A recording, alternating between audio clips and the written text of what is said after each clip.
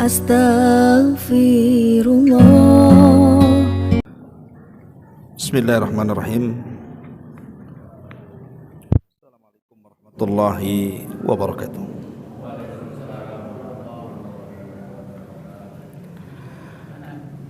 Alhamdulillah wassalatu wassalamu ala Rasulillah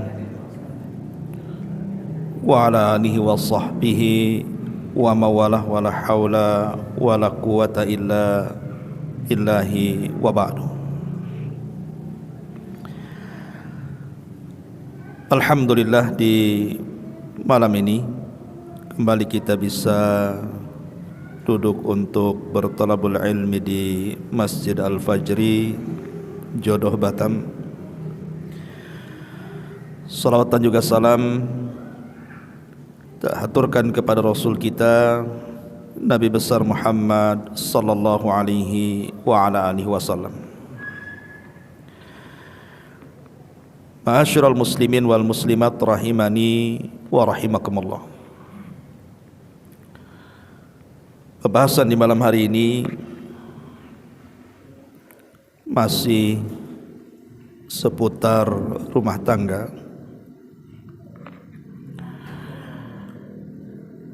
Dan tema yang kita akan angkat di malam hari ini tentang 11 perkara yang bisa menghilangkan perasaan cinta antara suami ataupun istri. Ini penting bagi yang sudah berkeluarga. Kalau yang belum berkeluarga ya dengar sajalah. Mudah-mudahan jadi bekal. Ya. Kita tahu bahwa yang mendasari tema kita adalah firman Allah Subhanahu wa taala surah Rum ayat 21. Yang sering kita dengar, wa min ayatihi an khalaqalakum min anfusikum azwaja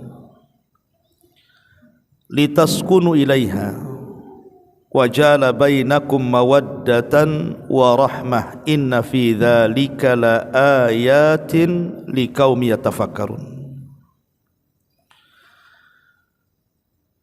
Dan di antara tanda-tanda kuasa Allah Subhanahu wa taala adalah Allah menciptakan kalian berpasang-pasangan agar kalian merasa nyaman terhadap pasangannya. Dan Allah jadikan di antara kalian perasaan cinta dan juga rahmat, kasih sayang. Sesungguhnya yang demikian itu terdapat tanda-tanda bagi orang-orang yang mau berfikir. Lihat bahasa Quran. Allah Subhanahu wa taala bukan menyebut satu tanda dari tanda-tanda kuasa Allah dalam pernikahan itu, tetapi Allah sebutkan dengan jama', banyak tanda dari kuasa-kuasa Allah itu dalam pernikahan itu. Ma'asyiral muslimin wal muslimat rahimani wa rahimakumullah. Berarti dari ayat ini dapat kita petik pelajaran, ada 3 poin yang harus ada pada rumah tangga seorang muslim itu. Pertama sakinah, yang kedua mawaddah, dan yang ketiga rahmah. Kalimat sakinah, litaskunu ilaiha. Sakinah ini bisa diambil dari 2 kata, maskan dan sakan. Maskan itu artinya tempat tinggal, dan sakan itu artinya ketenangan. Kalau berumah tangga itu hanya sekedar memerlukan maskan, tempat tinggal saja, ini tidak cukup. Karena betapa banyak orang yang berumah tangga hidup satu atap itu tidak tenang hidupnya, sehingga memerlukan yang keduanya, sakan, ketenangan. Jadi hidup satu atap memiliki rumah juga ada ketenangan di dalamnya. Baru mantap tuh rumah tangganya. Lah ketenangan itu bisa muncul karena dua perkara. Pertama, mawaddah, timbulnya perasaan cinta.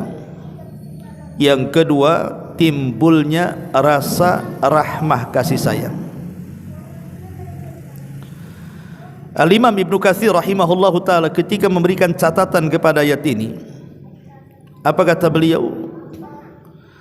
Innar rajula yumsikul mar'ata imma li mahabbatihi laha aw li rahmatin biha bi an yakuna laha minhu waladun aw muhtajatun ilaihi fil infaqi aw lil ulfati bainahuma wa ghairi dzalik.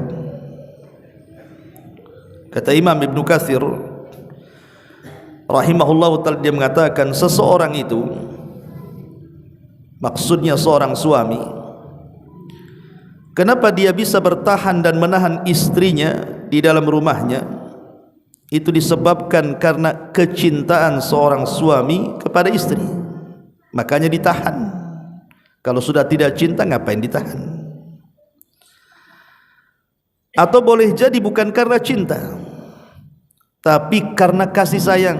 Mungkin cintanya sudah enggak ada, tapi sayangnya masih ada. Boleh jadi karena melihat anak. Sebenarnya sudah jengkel sama istrinya, dah kurang ajar kan, tapi mikir anak dia. Tak jadilah, kasihan juga saya tengok anak. Nanti kalau bercerai dia dapat bapak baru, tak sayang pula dengan anak saya. Tak jadi cerai akhirnya. Artinya cinta boleh hilang, sayang kan tak boleh hilang. Karena tadi memikirkan boleh jadi karena ada anak, kata Imam Ibnu Katsir rahimahullahu ta'ala, atau karena mungkin dia masih berhajat dengan nafkah kita. Kalau kita ceraikan dia makan apa di luar, kasihan juga. Atau karena tadi boleh jadi karena ada ulfah, ada perasaan yang lain yang kemudian menjadikan seseorang suami itu tidak menceraikan istrinya. Ma'asyiral muslimin wal muslimat rahimani wa rahimakumullah, intinya adalah dalam rumah tangga itu yang paling penting ditanamkan adalah dua perkara tadi, perasaan cinta dan kasih sayang. Di dalam Al-Quranul Karim, tepatnya surah Al-Anbiya ayat 90, Allah subhanahu wa ta'ala berfirman, wa aslahna lahu zawjahu innahum kanu yusari'una fil khairat wa yad'unana raghaban wa rahaban wa kanu lana khashiin. Dan kami perbaiki baginya pasangannya, karena mereka bersegera dalam kebaikan dan berdoa kepada kami dengan penuh rasa takut dan harapan dan penuh dengan rasa khusyuk saat berdoa kepada kami, kata Allah. Dari ayat ini kita bisa petik pelajaran bahwa kebaikan dalam rumah tangga itu, kalau rumah tangga itu diasaskan kepada syariat. Karena di sini Allah katakan kami perbaiki pasangannya ketika mereka bersegera melakukan kebaikan dan berdoa kepada Allah. Berarti sebab Allah memperbaiki rumah tangga kita ini karena kita berada di atas syariat, senantiasa melakukan ibadah dan senantiasa berdoa kepada Allah subhanahu wa ta'ala. Karena begini ikhwan, ada sebagian istri itu yang memang niat nikah itu bukan karena agama, tapi karena hubud dunia, karena cinta dunia saja. Mungkin bahasa sehari-hari yang kita kenal, ada uang abang sayang, kan itu ya. Tak ada uang abangku tendang gitu. Itu apa istilahnya kan itu ya. Berarti di sini bahwa yang melembutkan hati itu bukan perkara harta, ikhwan. Karena sayangnya seorang istri kepada suami itu terkadang gara-gara ada harta saja. Ketika sudah hilang hartanya, hilang pula sayangnya. Makanya kenapa Allah Subhanahu wa taala berfirman, "Lau anfaqta ma fil ardi jami'an ma allafta baina qulubihim." Kalau engkau menginfakkan seluruh harta satu dunia ini, engkau tidak bisa melembutkan hati manusia. Lalu siapa yang melembutkan hati manusia itu? Maka Allah Subhanahu wa taala mengatakan, "Walakinnallaha allafa bainahum." Allah lah yang melembutkan hati mereka. Dengan cara apa? Ya tadi, dasar rumah tangga kita ini di atas syariat Islam.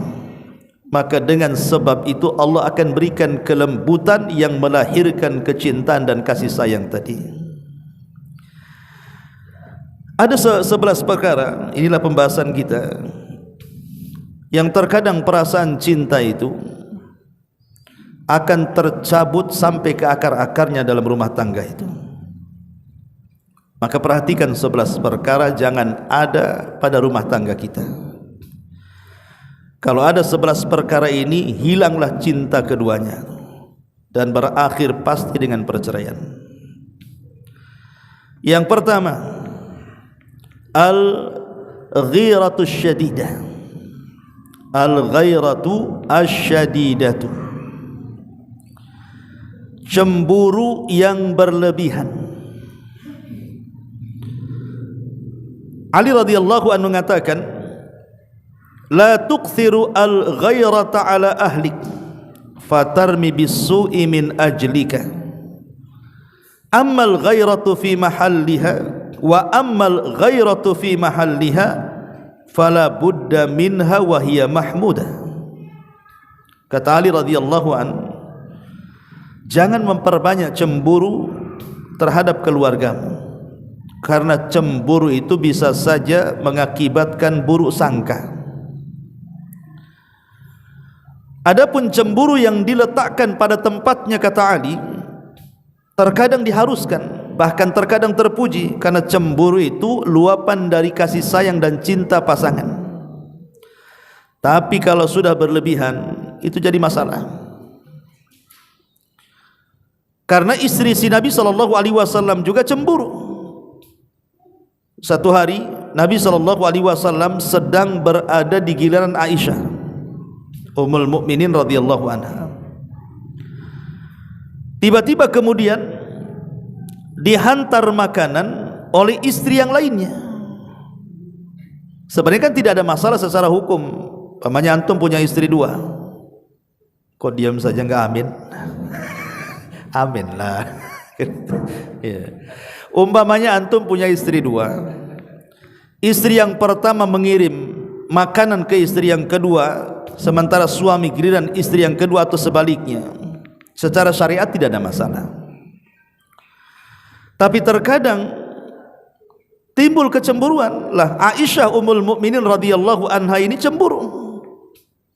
Rupanya piring yang berisi makanan itu dipecahkan dia di hadapan Rasul dan para sahabatnya. Seolah-olah Aisyah mengatakan, ini kan giliran saya, kenapa istri yang lain giliran ngantar makanan pula, kan itu. Tetapi Nabi SAW tidak langsung berburuk sangka kepada Aisyah. Nabi hanya mengatakan, gharat ummukum, ibu kalian sedang cemburu, biarkan saja. Tapi setelah para sahabat enggak ada di rumah Rasul, kata Rasul, ganti tuh piring yang aku pecahkan tuh. Sudah diganti. Ya. Intinya bahwa cemburu boleh-boleh saja. Tetapi cemburu yang menghilangkan perasaan cinta itu kalau sudah berlebihan. Seperti apa cemburu yang berlebihan itu? Cemburu yang menjadikan suami tidak tenang, di mana posisi seorang istri itu merangkap sebagai malaikat raqib dan atid. Dia merangkap jadi malaikat raqib atid itu.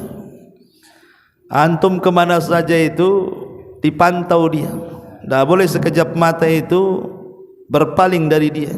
Kau di mana? Sedang apa? Sama siapa? Ngapain? Di jalan mana? Gang berapa? RT berapa? Semua ditanya. Ya. Nanti datang juga ditanya juga. Kok ada apa ini? Apa ini? Ya. Lihat dompetnya. Takut habis. Nah ini kan kalau seperti ini hilang perasaan suami kan. Antum kalau dipantau nggak akan lama-lama hilang cinta tuh. Begitu juga istri, kalau antum pantau terus itu kurang lebih saja. Jadi kalau sudah sampai cemburu tingkat tinggi seperti ini, saya yakin cinta yang selama ini dipupuk dalam keluarga itu lama-lama hilang. Bahkan boleh jadi hilang sampai ke akar-akarnya. Ini yang pertama. Yang kedua, kasratul ikhtilafat. Banyak percekcokan, banyak masalah, sedikit-sedikit bertengkar. Sedikit-sedikit bertengkar, bermasalah, masalah-masalah sepele jadi besar. Dan ini sering terjadi, terutama anak-anak muda yang baru menikah biasanya, yang belum bisa mengkontrol dirinya dan juga pasangannya. Itu paling banyak terjadi itu, perselisihan-perselisihan itu. Dan tentu sebab perselisihan kan banyak kan gitu ya. Banyak sekali sebab perselisihan dalam rumah tangga itu. Entah masalah ekonomi, entah masalah kesehatan, entah masalah-masalah di luar sana. Boleh jadi mungkin lisannya tidak dijaga, akhirnya kemudian ngomong tersinggung jadi masalah kan gitu. Jadi ketika kemudian banyak berselisih suami istri itu, yang tadinya cinta, saya yakin lama-lama hilang cintanya tuh. Berselisih dalam rumah tangga itu bukan tidak dibolehkan. Nabi juga pernah berselisih dengan istri-istrinya, tetapi kan perselisihan Nabi jadi syariat. Sebab kalau Nabi tidak berselisih, umatnya berselisih ketika mencari solusi, tak ada pula solusinya kan, karena Rasul tidak pernah berselisih. Tapi ketika Rasul pernah berselisih dengan istrinya kemudian memberikan solusi, lah kita yang berselisih sebagai umatnya bisa melihat solusi yang ditawarkan Nabi. Seperti contohnya, Nabi SAW pernah menceraikan istrinya dan tidak rujuk. Ketika salah satu istrinya mengucapkan kalimat yang tidak pantas di hadapan Rasul dan mengatakan a'udzu billahi mink, katanya, aku berlindung kepada Allah dari kamu, katanya. Harusnya berlindung dari setan kan. Ini dari Rasul berlindung. Rasul marah. Maka Rasul mengatakan, kalau begitu pulanglah ke rumah keluargamu. Ini namanya talak gairu sharih namanya. Dalam dunia talak itu kan ada yang jelas mengucapkan saya talak kamu, itu mau main-main sungguh-sungguh jatuh tuh. Ada yang tidak jelas dengan mengatakan sudah pulang kau keluargamu. Ini kalimat talak tapi tidak jelas, sehingga butuh adanya klarifikasi. Jadi seorang istri harus bertanya, apa maksudnya bang? Ya maksudnya kau pulang aja, nah, gitu. Kalau gitu kan belum cerai itu. Tapi kalau ditanya apa maksudnya? Maksudnya pisahlah, masa tak paham. Itu cerai namanya. Kan udah mengungkapkan maksudnya. Tapi jangan ditanya waktu marah. Kalau ditanya waktu marah pasti cerai itu. Waktu marah-marahnya, bang, kenapa abang nyuruh saya pulang? Ya karena aku nggak suka, aku ceraikan kamu. Itu lagi marah tuh. Tapi kalau sudah reda marahnya, tanyalah, bang, kemarin kok aku disuruh pulang nih, apa maksudnya bang? Oh enggak, biar kau pulang kampung aja. Kan gitu kan. Akhirnya kan tak cerai kan. Nah, gitu maksudnya kan. Kalau cerai gairu sharih ini tidak jelas, maka itu perlu ada pengungkapan. Lalu Nabi SAW pernah menceraikan istrinya dan tidak rujuk dengan Ibnatul Jaun namanya. Tapi Nabi SAW pun pernah mengancam istrinya diceraikan tapi tak jadi. Nah inilah gara-gara berselisih, di mana sebagian istri Nabi SAW itu protes kepada Nabi SAW, minta tambahan belanja. Istri Nabi aja minta tambahan belanja, apalagi istri antum kan itu. Artinya bahwa Nabi akhirnya bermasalah gara-gara ini kan, karena sudah kemampuan Rasul memberikan nafkah kepada mereka. Maka Nabi SAW mengancam akan menceraikan istri-istrinya kalau mereka tetap menuntut itu. Tapi akhirnya istri-istrinya tobat kepada Allah Azza wa Jal. Akhirnya Rasul tidak jadi menceraikan. Atau Rasul betul-betul sudah menceraikan tapi rujuk. Seperti contohnya apa? Rasul pernah menceraikan Hafsah, putri Umar.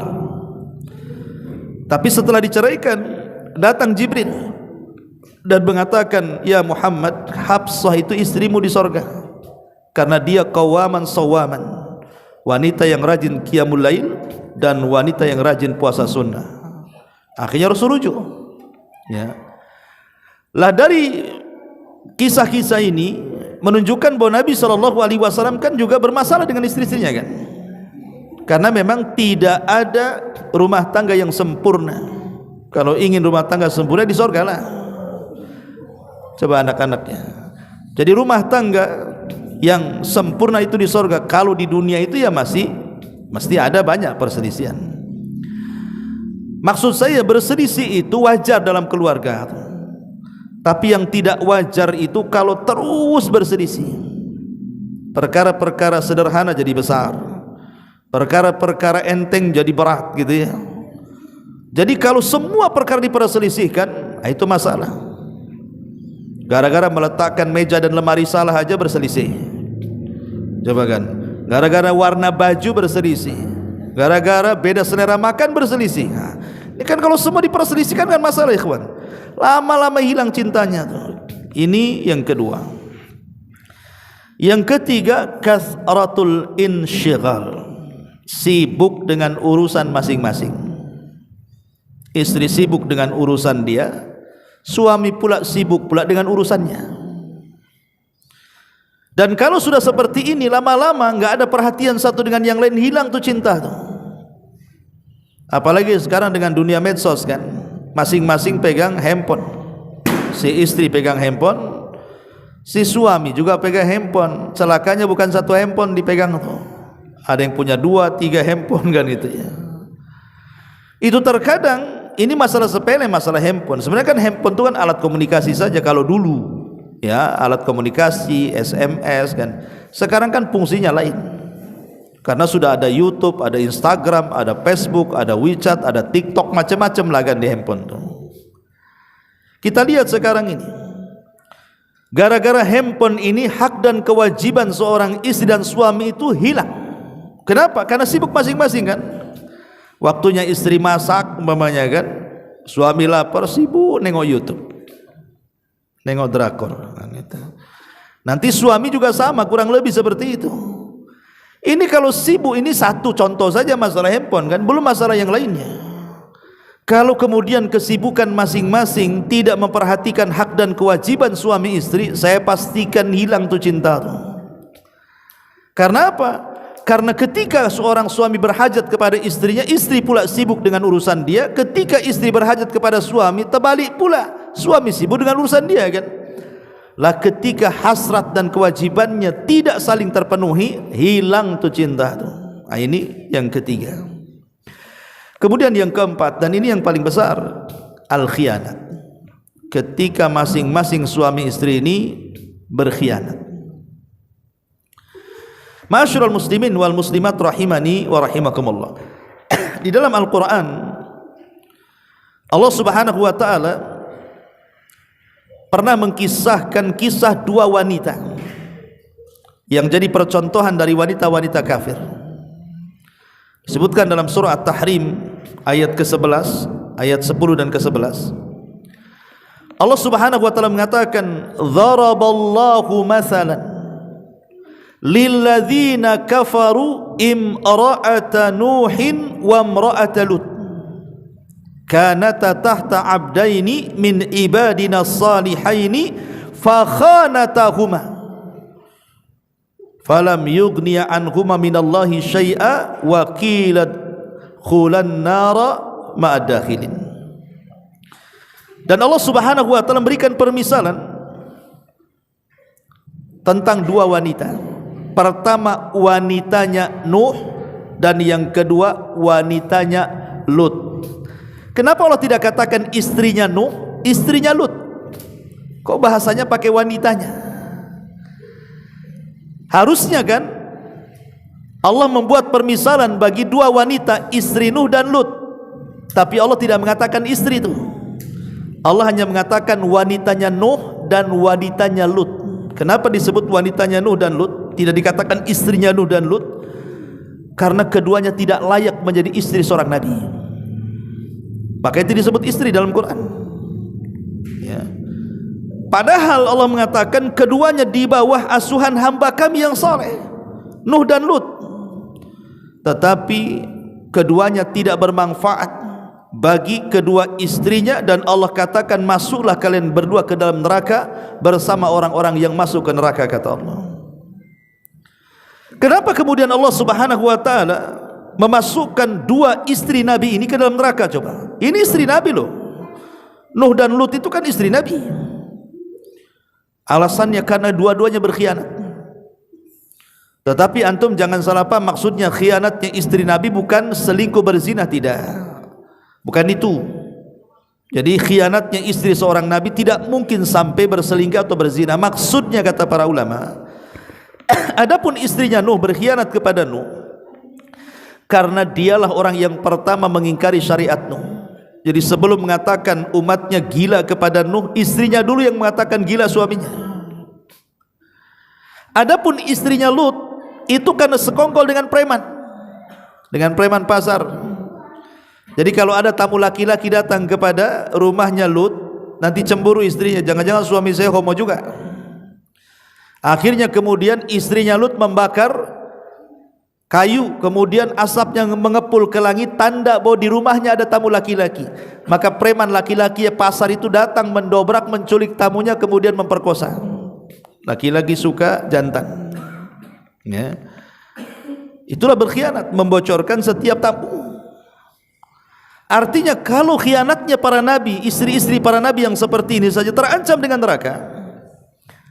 Lihat bagaimana pengkhianatan suami istri di zaman sekarang kan. Dan pengkhianatan yang paling besar adalah ketika melakukan perselingkuhan. Kalau ketahuan, hilang tuh cintanya. Walaupun mungkin tidak sampai selingkuh besar, boleh jadi mungkin ketahuan WA-nya, ketahuan SMS-nya, ketahuan isinya, ketahuan transfer uangnya, dan begitu seterusnya kan itu. Dia belum ngapa-ngapain kan, baru tulisan-tulisan itu saja, itu sudah hilang tuh cinta tuh. Apalagi kalau betul-betul melakukan perselingkuhan akbar kan gitu, sampai melakukan perzinahan, dan itu ketahuan. Nah ini juga yang harus dipahami, bahwa kalau terjadi khianat dalam rumah tangga dipastikan hilang cintanya. Ini yang keempat. Kemudian yang kelima, adamul ihtimami bil madhar. Kata ulama, tidak adanya perhatian baik suami istri itu dalam penampilan yang tampak. Ikhwan, sebagaimana kita juga menuntut para istri kita ini cantik di depan kita, antum juga harus tampan di depan istri antum. Terkadang kita banyak menuntut sama istri itu, harus tampil cantik, tampil bagus, tapi kita sendiri tidak tampil seperti itu. Itu dalam bahasa hadis itu namanya waman an wahad, namanya pandai menuntut tapi tidak pandai memberi. Tidak demikian kan itu. Makanya ketika kemudian kedua belah pihak ini tidak peduli dengan penampilan, lama-lama hilang. Contoh umpamanya seorang istri yang tidak bisa menjaga badannya.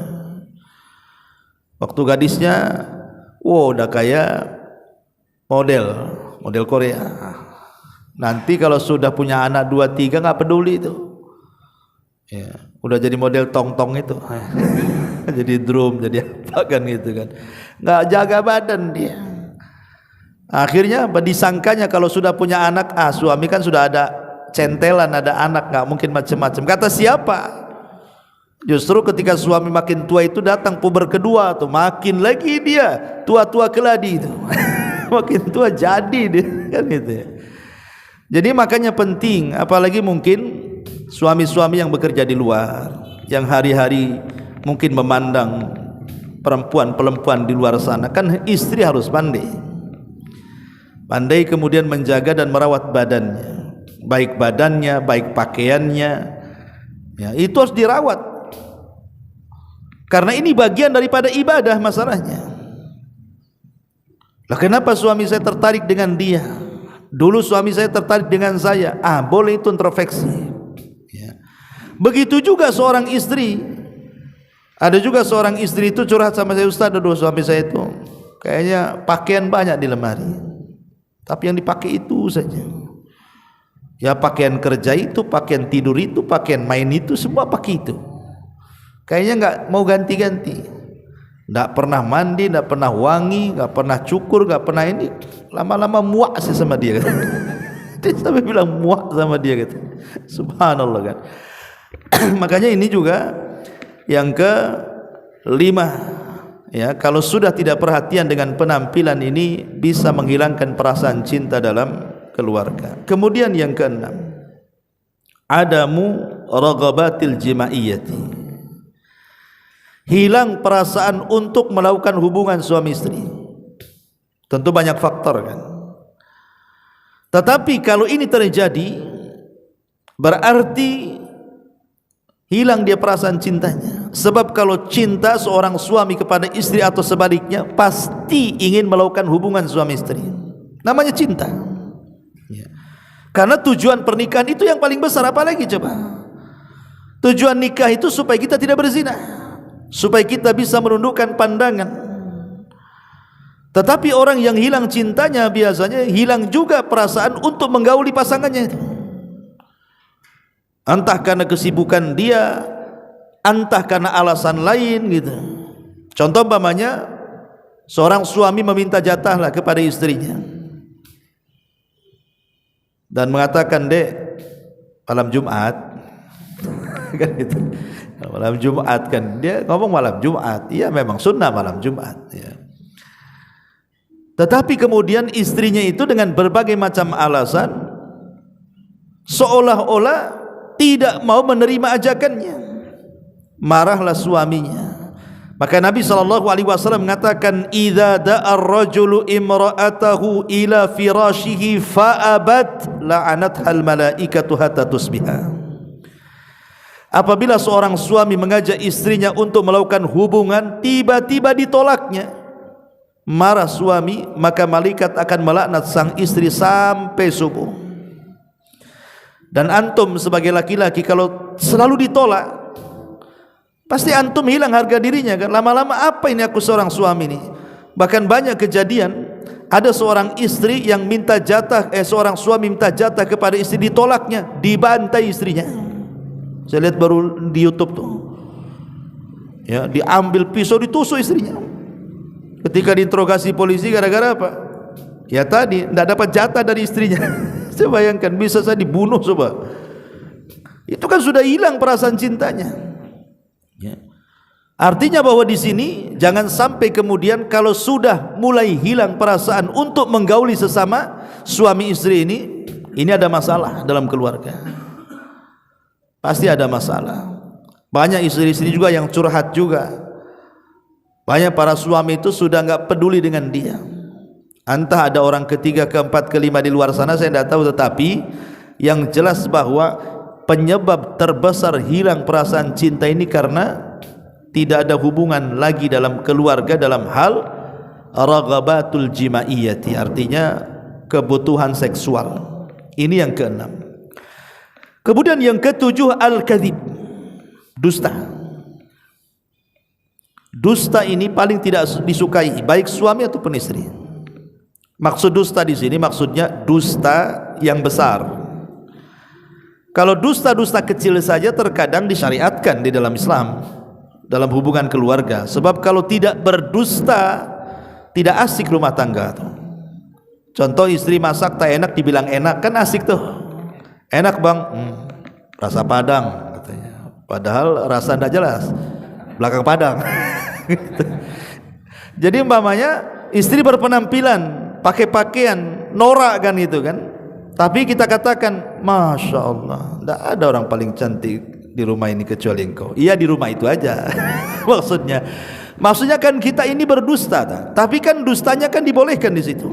Boleh berdusta dalam keluarga itu kalau itu untuk menjalin hubungan erat rumah tangga ya.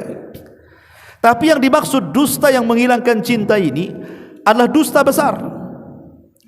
Terkadang seorang istri berdusta, menjadikan suaminya bertengkar dengan orang, atau bertengkar dengan keluarganya, atau sebaliknya. Bang, itu suami sebelah itu suaminya si Ano tuh. Kenapa? Kalau saya pulang dari pasar itu matanya jelalatan nengok aku aja katanya. Ya pertama, ya makanya jangan lewat situ, kita katakan gitu kan. Besok ngomong gitu lagi, besok ngomong gitu lagi, marahlah kita. Bisa saja kita labrak orang itu. Kau apakan istri saya kan begitu. Padahal sebenarnya istri ini berdusta. Akhirnya kan bercekcok dengan tetangga kan. Atau mungkin membicarakan keluarganya. Akhirnya kemudian suaminya tersulut emosi, marah sama keluarganya. Gara-gara dustanya istri kan. Atau mungkin sebaliknya. Maka kalau dusta terus dikembangkan dalam rumah tangga itu, lama-lama hilang tuh cinta. Karena dusta sendiri dalam hadis adalah yahdi ilal fujur, bisa mengantarkan kepada keburukan. Fujur, kefajiran, kejahatan. Dan fujur itu bisa mengantarkan ke neraka. Ini yang ketujuh. Yang kedelapan, kathratul intiqadi wasyaqwa, banyak kritikan dan banyak keluhan. Nih, kalau dalam rumah tangga ini sudah banyak mengkritik antara suami istri, banyak mengeluh antara suami istri, hilang tuh cintanya tuh. Kan banyak tuh istri-istri itu yang dikit-dikit mengeluh ekonomi. Bang, tolonglah bang katanya, masa tetangga itu sudah beli mobil kita aja ke sana kemari, motor ngredit lagi katanya. Usahalah bang. Kadang-kadang mengeluh, tidak qanaah kan. Ataupun masalah-masalah yang lain, memaksa suaminya untuk mencari nafkah lebih pada itulah kemampuannya di situ. Itu tidak ridho dan qanaah. Akhirnya banyak keluhan-keluhan. Lah dalam rumah tangga itu kalau sudah banyak mengeluh, hilang tuh cintanya lama-lama tuh. Muak juga kan lama-lama. Seorang suami kalau istri banyak mengeluh, muak lama-lama. Sebaliknya juga gitu. Kalau seorang suami banyak mengkritik istrinya, lama-lama muak juga istri itu. Makanya kemudian sangat penting sekali seseorang itu bersyukur. Nabi SAW mengatakan, la yangdurullahu ila imra'atin la tashkuru li zawjiha wa hiya la tastagni anhu. Allah tidak akan melihat istri yang tidak mensyukuri suaminya padahal ia sangat berhajat kepadanya. Maka bersyukurlah kepada suami sebagaimana suami juga bersyukur kepada istri, karena malam yashkurin naslam yashkurillah. Siapa yang tidak pandai bersyukur kepada manusia, maka dia tidak dinyatakan bersyukur kepada Allah. Kemudian yang kesembilan, al-ihana, merendahkan. Ini kalau suka merendah-rendahkan, suami merendahkan istri, istri merendahkan suami kan itu. Merendahkan martabatnya, pendidikannya, keluarganya, usahanya, pelayanannya, khidmatnya dan begitu seterusnya. Maka kalau saling merendahkan dibahaya. Ya, hilang perasaan cintanya kan. Oh dasar kamu ini. Udah kalau udah ngomong dasar-dasar ini awalnya, itu udah mulai merendahkan tuh. Maka kenapa kemudian di dalam Islam itu Nabi sampai mengatakan la yafruqu mu'minun mu'minatan, tidak boleh seorang mukmin mencela mukmin yang lainnya. In kariha minha khuluqan radiya minha khuluqan akhar. Kalau seseorang benci kepada akhlak pasangannya, jangan langsung diungkapkan kebenciannya, tapi lihat sisi baiknya. Hadis ini menjadi sebuah kaidah, bukan dalam dunia rumah tangga saja ya. Dalam dunia bertetangga, dalam dunia berkawan juga sama. Pamannya tetangga ini bermasalah dengan kita, akhirnya kita benci. Jangan kemudian melihat kesalahan tetangga saja, lihat kebaikannya. Lebih banyak mana tetangga berbaik sama kita, atau lebih banyak mana kejahatan tetangga dengan kita. Kalau masih lebih banyak baiknya, berhusnudzonlah kepada tetangga. Sama juga seorang suami kepada istri atau istri kepada suami. Sebelum suami ini mencela istrinya, lihat sisi baik istrinya itu, ada kebaikannya, kemudian ditimbang. Oh masih banyak kebaikan rupanya istri saya, tak jadilah saya mencelanya. Ataupun sebaliknya.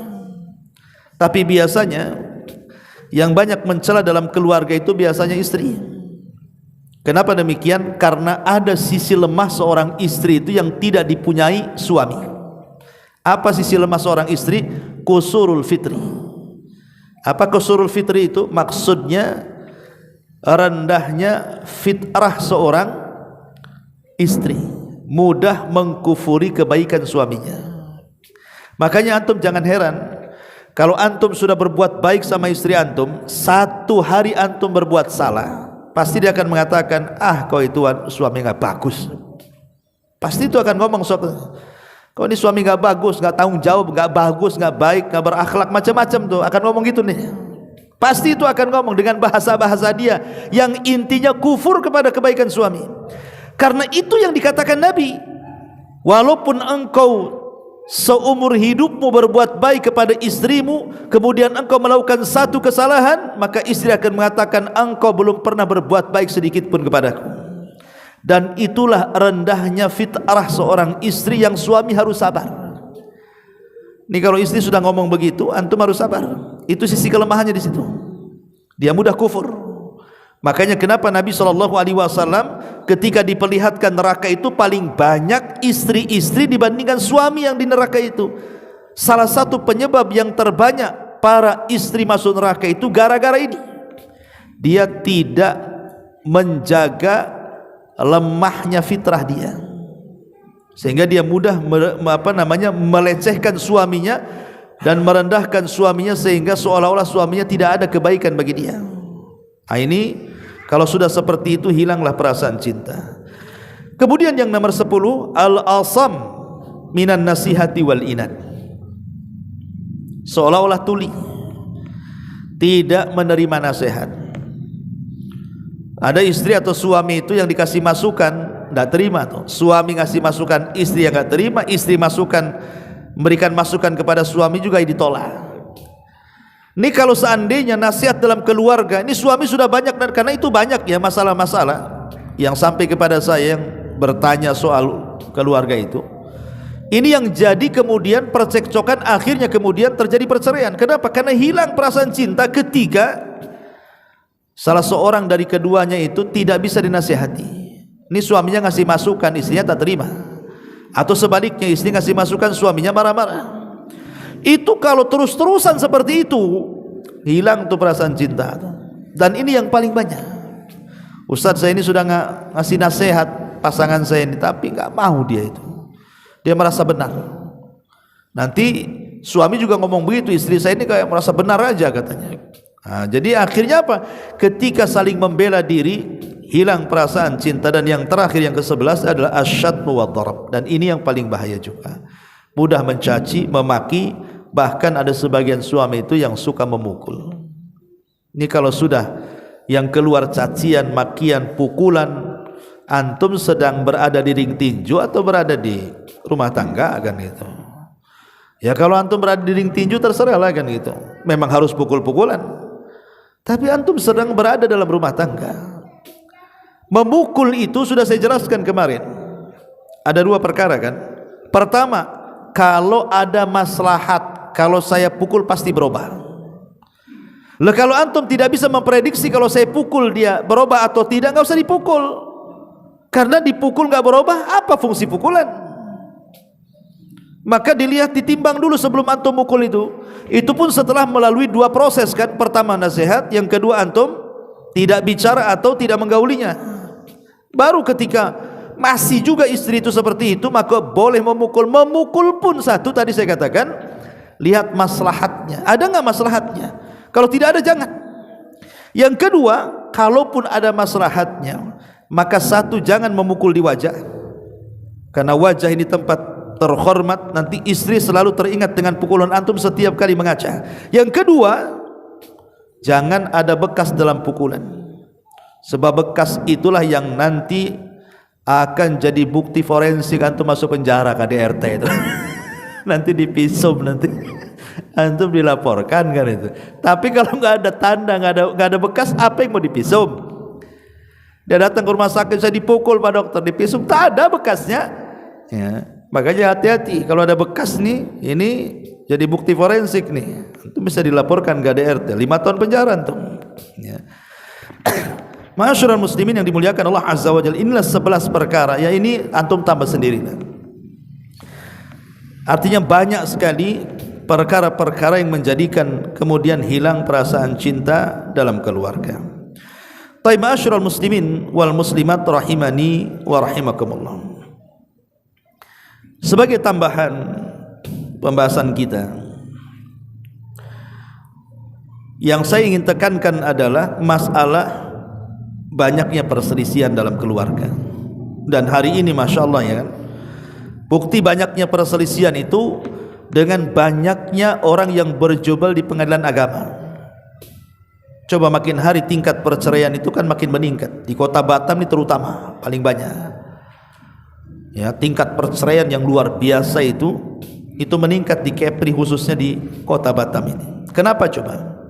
Ya karena banyaknya perselisihan tadi dalam keluarga. Ya persoalannya masing-masing tentunya kan. Tetapi saya ingin mengulas kembali apa yang sudah saya jelaskan dulu, bahwa seseorang ketika berumah tangga itu saya yakin tidak mungkin, tidak pasti terjerumus kepada perselisihan. Tidak mungkin. Makanya sering saya istilahkan, rumah tangga yang tidak ada perselisihan itu hanya ada di sinetron Korea atau di sorga. Kalau bukan sinetron pasti ada berselisih. Kalau settingan dialah, buat sinetron tidak ada perselisihan dari awal main film sampai terakhir. Nah, itu ada di sinetron saja ya, ada di film saja kan. Tapi dalam dunia nyata tidak mungkin, pasti ada berselisih. Tetapi bagaimanapun setiap perselisihan itu pasti ada solusi kan. Lah inilah solusi yang kita akan tawarkan. Macam mana caranya ketika seseorang itu melakukan atau terjerumus kepada perselisihan suami istri, jangan sampai kemudian perselisihan ini mengakibatkan retaknya rumah tangga. Pertama, hindarkan fikratut tolak. Jangan sampai di benak antum ketika ada masalah dengan pasangan antum itu terbentik dalam pikiran antum menceraikan pasangan antum. Ataupun sebaliknya istri terbentik dalam otaknya ingin khulu, menggugat cerai. Sebab kalau itu yang tergambar dalam otak kita, berarti kita tidak menghendaki islah kebaikan. Kalau sudah ada pikiran ingin menceraikan, baik dari pihak suami atau istri, berarti kan tidak ada keinginan untuk bersama, maunya berpisah, ya kan? Ini kalau sudah ada pemikiran seperti ini bahaya. Ini mukadimahnya di sini masalahnya. Yang kedua, ya, jangan sampai kemudian seseorang itu kalau sedang berselisih, ya tadi saya contohkan tadi, kepikiran untuk zalim, fikratul zulmi. Jangan ada kepikiran menzalimi pasangan, entah dengan cara memukul, entah cara mencaci, memaki, melaknatkan itu. Begitu juga istri. Sebab kalau sudah bermasalah dengan suami itu kadang-kadang istri lebih kejam loh ucapannya daripada suami. Lebih kejam istri itu kalau udah ngomong, jangan salah. Dia lebih tajam daripada silet cutter, ikhwan. Kalau udah ngomong pok itu, ya. Binatang di Batam saja terbatas. Binatang yang keluar dari mulut istri tidak terbatas. Semua keluar kan. Itu mulai dari alam nyata sampai alam gaib itu keluar tuh. Nah, ini kan masalah tuh, kalau sudah ada kepikiran zalim, lagi bertengkar ini nggak akan menyelesaikan masalah. Ya, baik zalim dengan ucapan, dengan cacian, makian, laknatan, atau zalim dengan cara fisik, pukulan, tendangan dan yang semacamnya, atau mengancam tidak akan ngasih nafkah lagi dan begitu seterusnya. Nah, ini kalau sudah ada pikiran seperti itu, nggak akan selesai urusan itu. Saya yakin nggak mungkin selesai itu masalahnya kalau sudah ada kepikiran zalim itu. Ini yang kedua. Yang ketiga, jangan suka membawa-bawa lembaran lama. Ini terkadang kalau suami istri bertengkar ini, terutama istri terkadang memorinya lebih kuat kan dibandingkan antum laki-laki kan. Terkadang lembaran-lembaran yang 10 tahun mulai antum akan nikah sampai terakhir antum bermasalah, bisa ingat dia tanggal, waktu, jamnya, tempatnya, lahirnya di mana, tahu dia. Dia bisa tuh. Ini kayak riset di toko itu, kalau antum beli itu keluar semua risit. Bisa loh dia sebutkan, rupanya dia catat di memori dia. Ada memorinya, buku catatannya. Jadi jangan pernah karena membuka lembaran baru itu menyakitkan, baik menyakitkan kepada yang membuka lembarannya atau kepada yang mendengarnya. Kalau kita bermasalah satu masalah, udah itu aja, selesaikan masalah yang sedang berlaku itu. Tidak perlu masalah yang lalu-lalu itu dikemukakan lagi ya.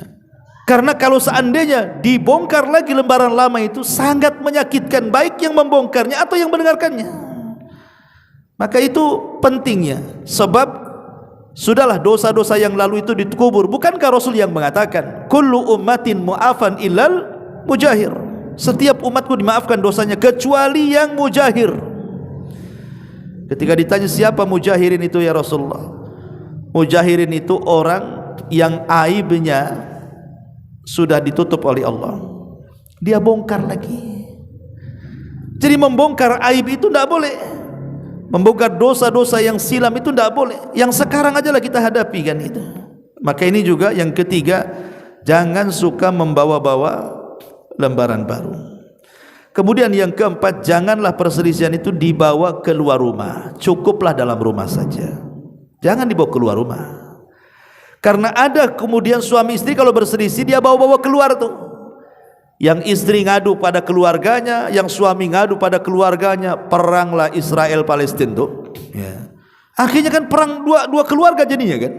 Karena saya yakin masing-masing keluarga tidak semua berakal, ada juga tidak berakal. Akhirnya apa? Membela pihak masing-masing. Kalau sudah membela pihak masing-masing, bukan cari solusi, itu namanya cari perang. Makanya jangan terbentik kalau ada masalah, selesaikan berdua dulu. Cari benang kusutnya di mana kan itu. Udah ada kusut kali Ustaz, tak bisa juga diambil tuh yang kusut-kusut. Udah kusut kali umpamanya kan.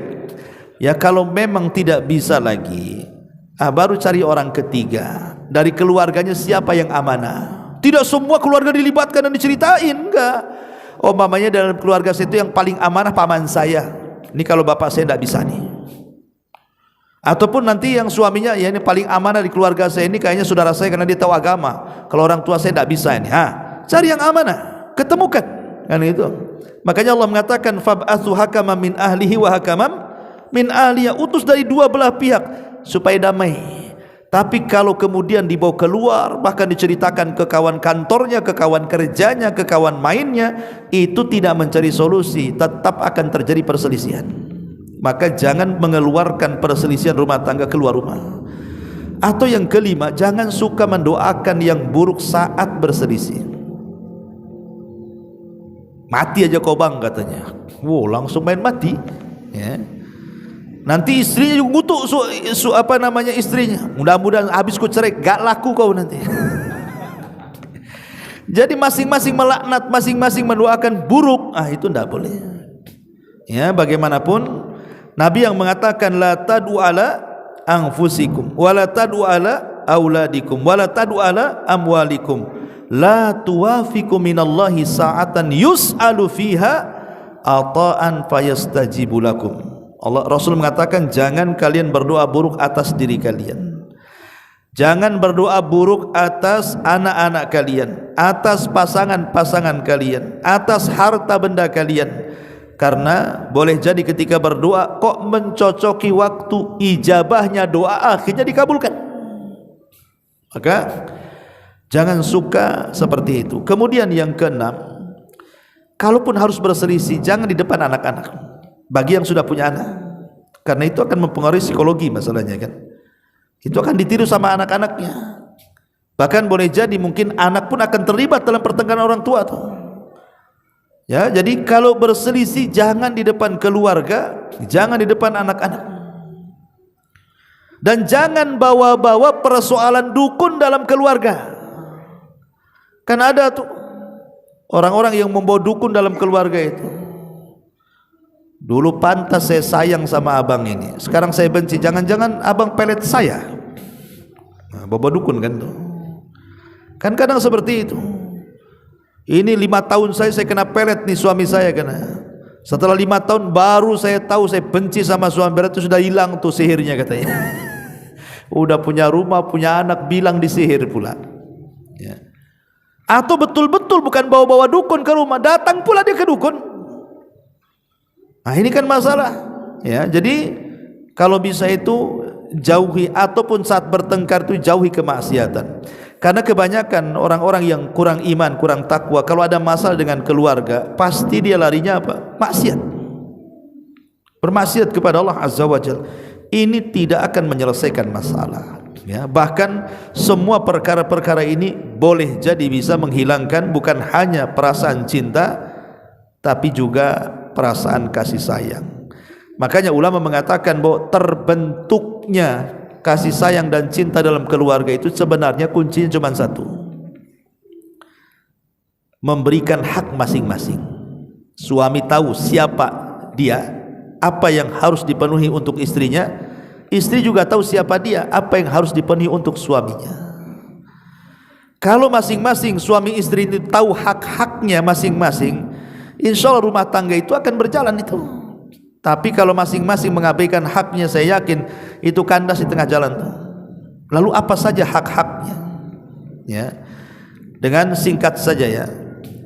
Satu, ini kita bicara soal suami dulu ya. Pertama, baik yang mungkin dianggap remeh ataupun yang sangat beratnya. Mungkin dianggap ringan, seperti seorang suami susah untuk senyum dan bercanda kepada pasangannya. Kan ada tuh suami itu kalau di luar rumah dia bisa tertawa dengan kawan-kawannya. Ya, sampai ke rumah hilang tuh tertawanya, senyumnya pun hilang. Tak ada senyum untuk istrinya. Tapi sama kawan-kawannya dia bisa bukan hanya senyum, tertawa. 1 kilo suara, 1 kilo suara. Nah, ini masalah kan. Yang kedua, duduk bersama pasangannya. Ya, harus banyak duduk dengan istrinya. Antum bisa duduk di warung kopi dengan kawan-kawan berjam-jam. Ya, sudah habis mungkin 5 gayung tuh kopi itu. Nggak pergi-pergi juga antum di situ. Tapi sama keluarga kadang-kadang duduk sebentar. Ya, ini juga masalah. Kemudian juga an yusallim idza dakhal. Biasakan mengucapkan salam kalau masuk rumah. Kan itu keberkahan. Ya. Kemudian juga hormati suami dan keluarga.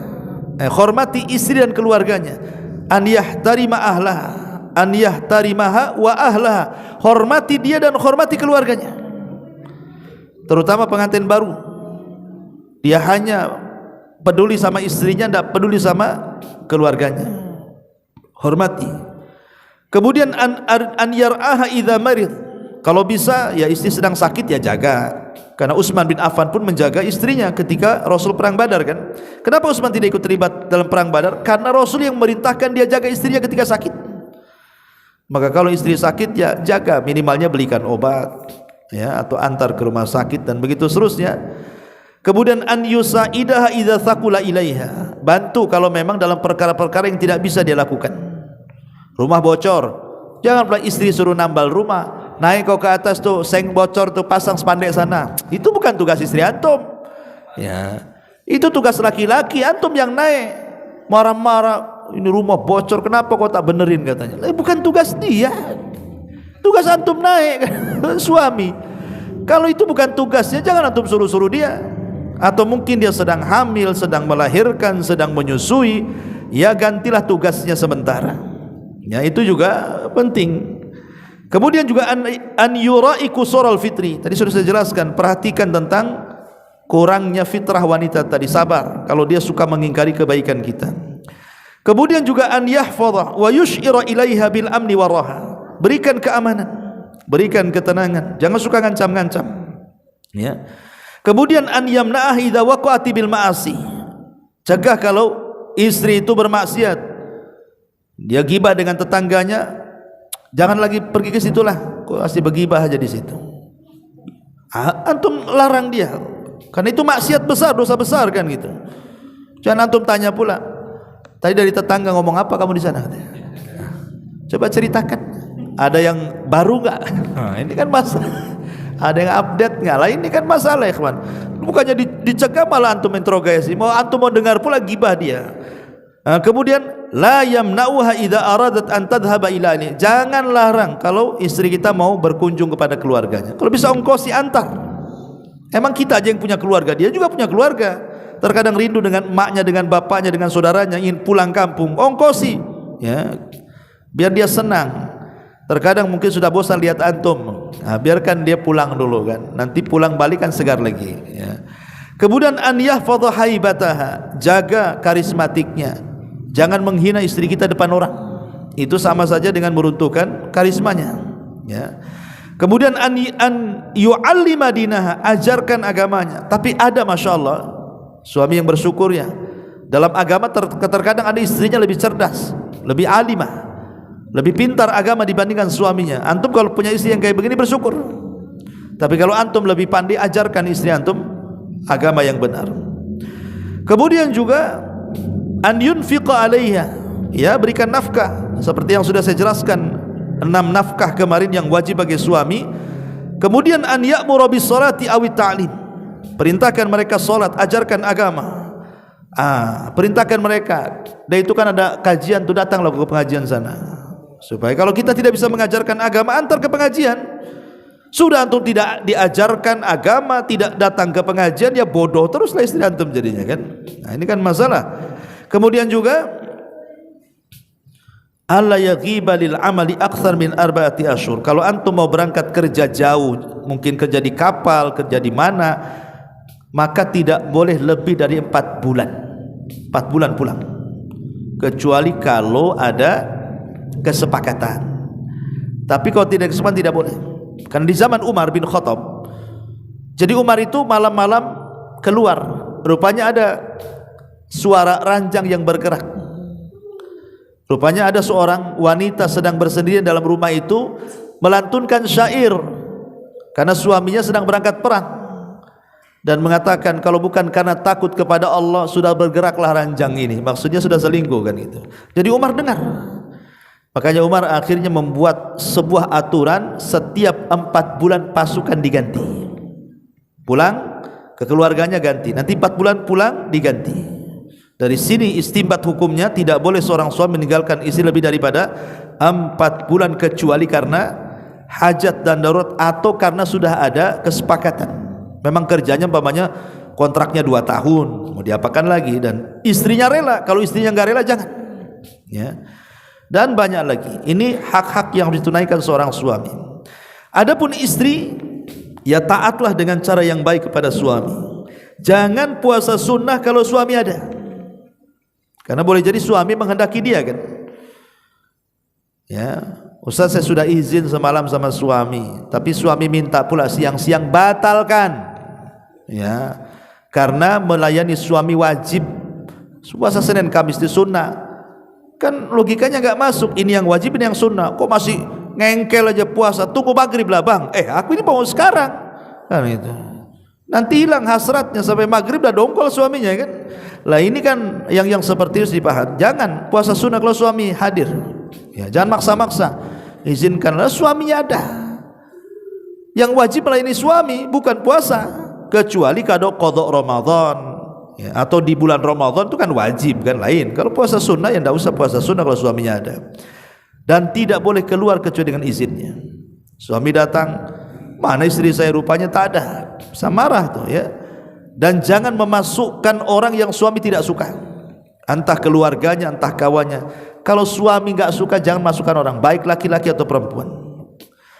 Kemudian juga jangan membazirkan harta yang diberikan kepada suami. Jangan, karena ada seorang istri itu kok di zaman sekarang itu asal COD aja. COD, suami stres. Lah kemarin uang kemana? Itu bang tuh tengok tuh kotak-kotak tuh. Stres, jangan tabdzir.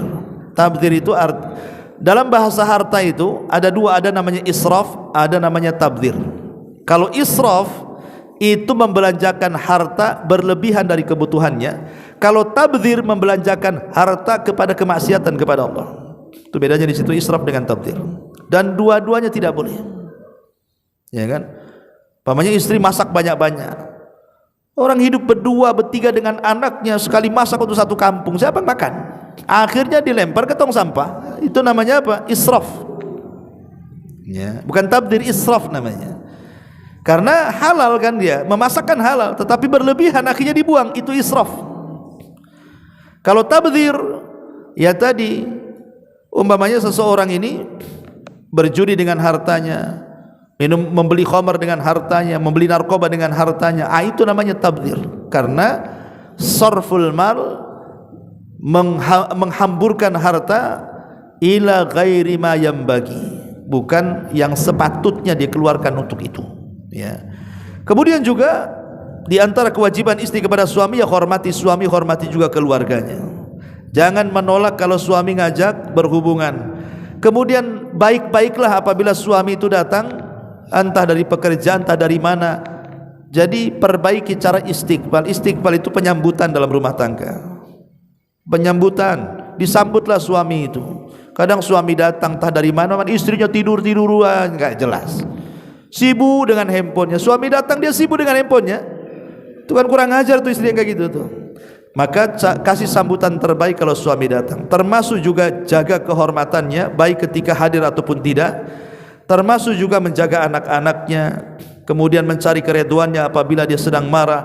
Termasuk juga jaga perasaannya, dan begitu seterusnya banyak sekali dari hak dan kewajiban. Intinya kalau hak dan kewajiban masing-masing terpenuhi, insyaallah yang namanya sakinah, mawaddah, warahmah itu pasti akan menjadi tanda-tanda kuasa Allah dalam rumah tangga kita. Wallahu a'lam bishawab. Subhanakallahumma bihamdika asyhadu an la ilaha illa anta astaghfiruka wa atubu ilaik. Allahu taala alam. Assalamualaikum warahmatullahi wabarakatuh.